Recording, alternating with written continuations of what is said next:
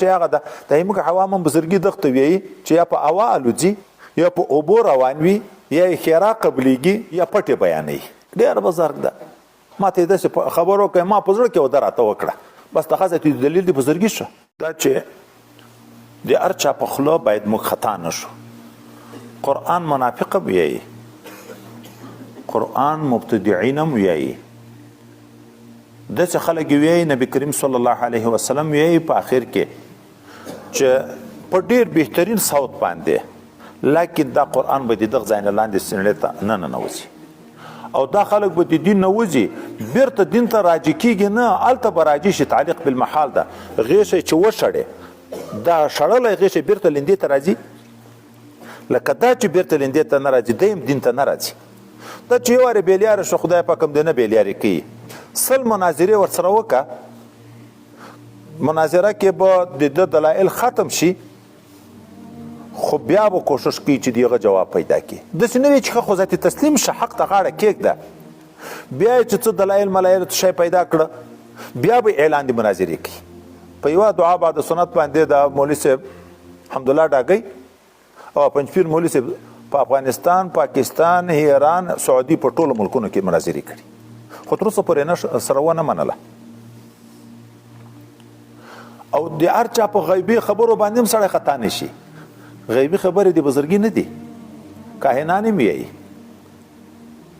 کان ابن ناطور حظا ينظر في النجوم چې هلته موږ تاسې اول د بخاري کې ویلي کم په یاد وي دا کشف نجومیت کله خلقتا وي لکه ابن سیاد مور نه پیدا تو څه شیان ورته لیدی کېده کله د علم نجوم په لحاظ باندې وي پټ به ویایي خو پټ ویل خو څه بزرګي نه ده. عمل ته وګوره عقیدې ته وګوره عقیده په شریعت برابره ده که نه عمل په شریعت برابر ده که نه او دا لویه علامه ده د حق و د بطلان.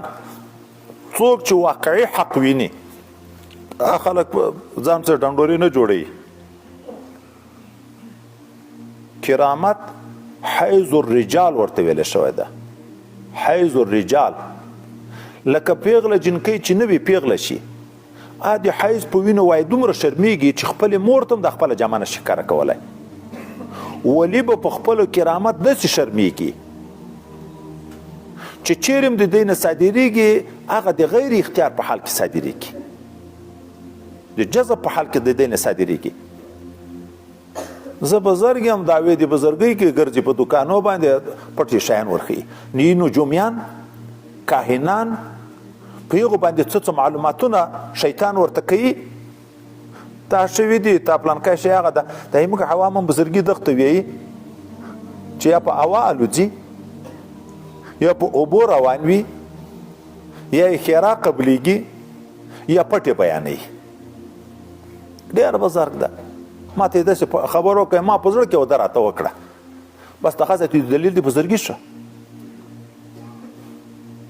داسې غټ کارونه یې وکړه د بیبي رابعې او حسن بصري صاحب وکړي چا قسم یې درته کړې وه ابراهیم ابن ادهم صاحب چې بیبي رابعه راتله دی په اوبو په سر باندې جاینماز واچو په لمانځه ودرېده دې جاینماز هوا ته واچو پاس په هوا په لمانځه ودرېده وروسته یې دته قناعت ورکړي وایي نه دا تا چې وکړه څه کمال ده نه چې ما وکړه څه کمال ده اگر بسر آب میری خسي د لرګي ټول دی اوبو په سر روان دي بزرګان دي چې نه یې ډوبوي اگر به هوا میری مګسي دا مچان ټول په هوا باندې ځي دا بزرګي ده.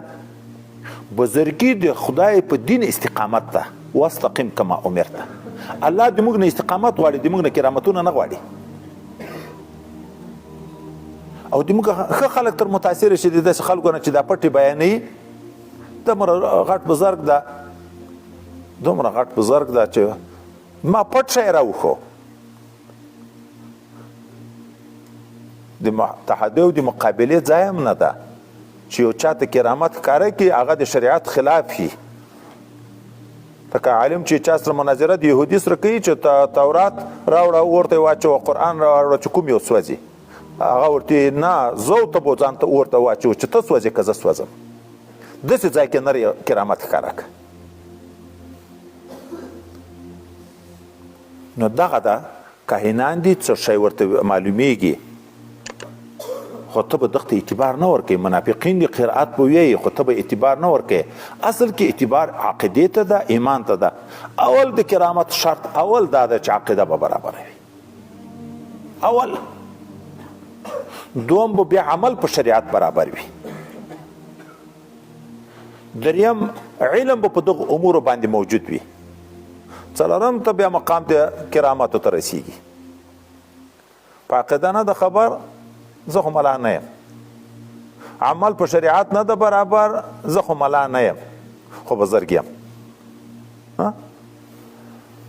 بزرګي ډېره سخته ده.